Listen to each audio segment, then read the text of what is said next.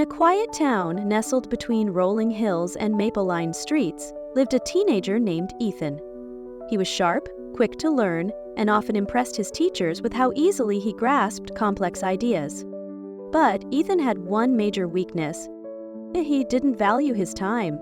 While others studied, pursued hobbies, or built new skills, Ethan would scroll endlessly on his phone, binge shows, and lose hours in online gaming and casual chats.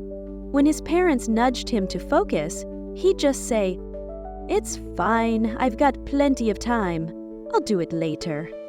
No matter how many times they warned him, the message never seemed to land. Then came report card day. Ethan, who was once among the top of his class, had slipped to below average. His teachers were disappointed. His classmates didn't say much. And his parents, they didn't yell. They just sat there, looking at his grades with quiet sadness. That night, unsure of what to do, Ethan went for a walk and ended up at the small cottage where his grandfather, Mr. Whitaker, lived. Mr. Whitaker was a retired college professor, known throughout town for his thoughtful words and kind heart. Sitting on the porch swing beside him, Ethan admitted, "Grandpapa, I don't get it. I know I'm smart. I just don't know what went wrong." Mr. Whitaker looked at him gently and said, "Ethan, the problem isn't your intelligence. It's that you've been treating time like it's unlimited. But let me tell you something. Time doesn't wait around. If you waste it, it's gone."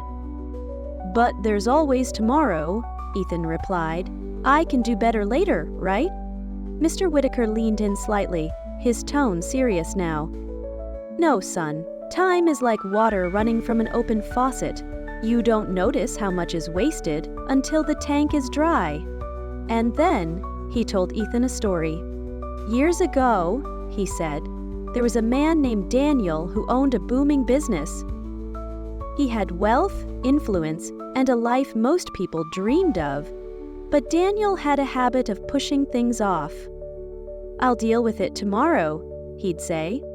One day, an old friend warned him, 'Daniel, success fades when time isn't respected. You think you're rich, but you're wasting your most valuable currency.'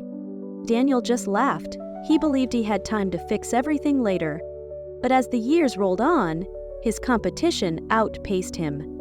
His relationships strained, his health declined, and the empire he had built slowly unraveled.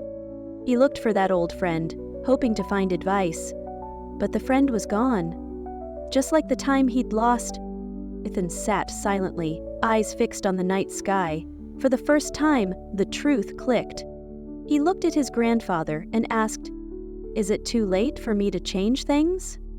Mr. Whitaker smiled, his eyes kind and steady. "It's never too late, unless you keep waiting. Start now.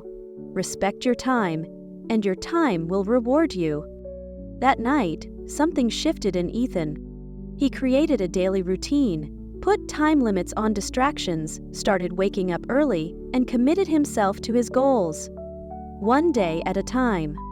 And things began to change. By the end of the school year, Ethan was one of the top students. He went on to college, started a nonprofit, and became an inspiration to others. Whenever someone asked how he turned things around, Ethan would simply say, "The moment I stopped taking time for granted was the moment everything began to fall into place."